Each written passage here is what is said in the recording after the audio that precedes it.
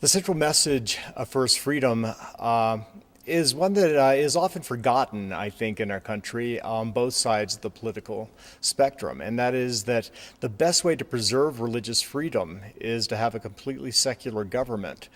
That could seem revolutionary in 2006 to a lot of people.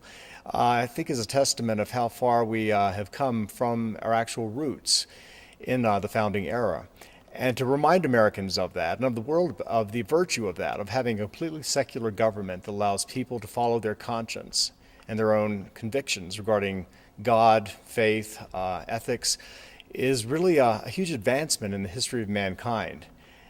Virginia was the first government in human history that we know of to have a completely secular government. It predated even the Constitution.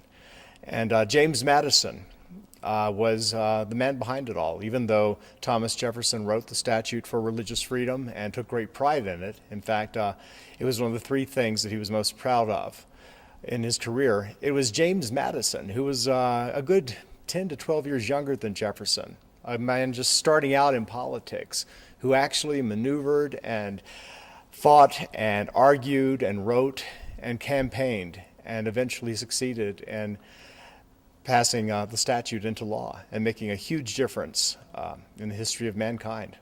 Our show has a message about making choices.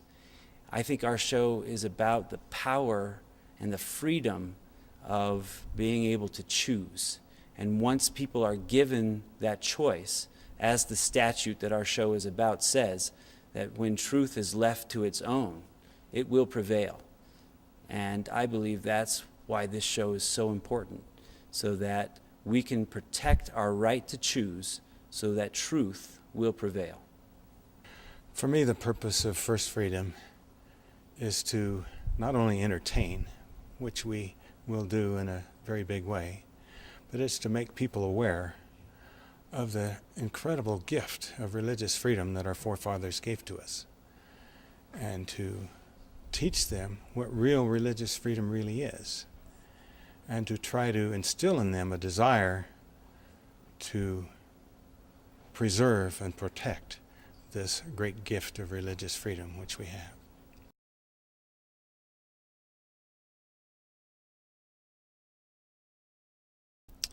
Rob was working on a pageant that we were familiar with, and we met the director of that pageant. He suggested that we contact Rob, who was a writer and director, a historian, and a citizen of Virginia.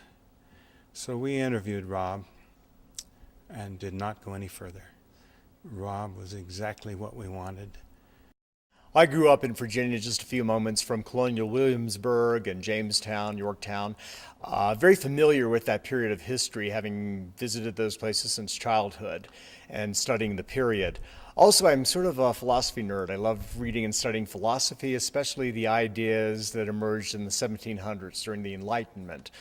These were the same ideas that influenced our founding fathers and organizing our government.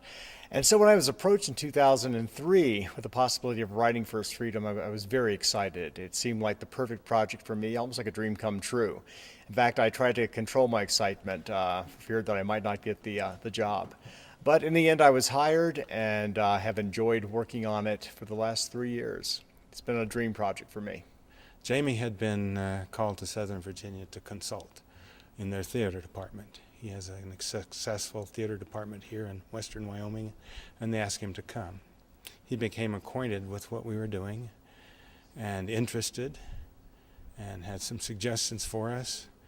We asked him if he would like to serve as a director, to be part of a team that developed the script and the music and so forth, and he saw the potential, consented, and became part of the three-man team that has really put this play together. When I first got a hold of the script, I could see that it was very well written, but my first reaction was, oh great, another history play. But as I began reading and saw the depth of thought and the power of the message that the script contained, I quickly changed my mind about the drudgery of doing a history show. and found that there was a great message there, very significant for our contemporary society today. There really wasn't any question in anyone's mind that he was the one that we wanted. And Sam became very interested in the process himself. And he's been supportive not only as the composer of a work, but as part of a process of bringing a very important message to the world. Well, I was probably like a lot of people hearing for the first time about a new patriotic play, and we've all seen really bad ones. And so my enthusiasm wasn't sky high, shall I say.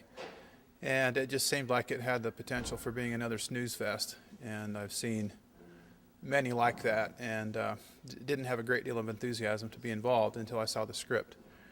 And the script is such a literary, clever, brilliant piece of work that it was very obvious very quickly that it was something I needed to be involved in.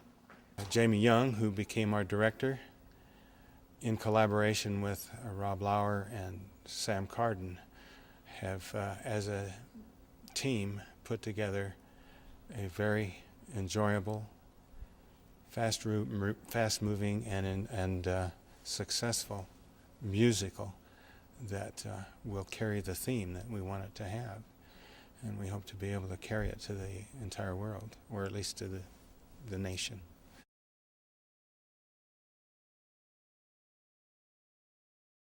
One of the things that I have tried to do as a director is to, without offending the audience, finding a way to convey the importance of protecting a secular government.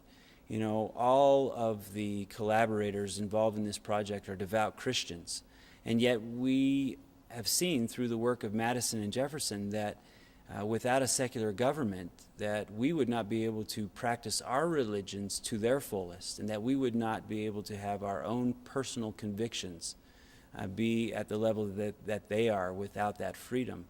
And so our hope is to show the audience that it is important to protect those religious freedoms by maintaining a secular government today. The main debate that we dramatize in First Freedom that existed between the Founding Fathers was on the purpose of government. There were those who believed then as now that it was the purpose of government to ensure that people were virtuous, and that if people were virtuous, liberty would be maintained. There were others who believed that the purpose of government was to protect the rights and the liberty of the individual, and if the laws were rational, that in the end people would choose to be virtuous of their own accord. And so the debate was whether to have a state church, state-sanctioned religion, state-supported religion, or no religion whatsoever. The battle was won over 200 years ago, and it was pretty much that liberty should be defended and rights should be defended by a completely secular government. And in that way, people would be free, completely free without government interference, to pursue their own religious convictions and beliefs. The story of James Madison is classic dramatic structure, because it's the story of an underdog who rises against all of his challenges and is victorious. And we all love seeing the underdog win, and he certainly does. And I think the audience response was a testament to that fact. I think people very much enjoyed themselves, and I had many people come and talk to me who shared their enthusiasm for what happened here. And we're very, very excited to see this launched in a bigger venue, as we are. But we're very, very thrilled with the response that we've got from the actors and from the audiences. We believe that we're really onto something here.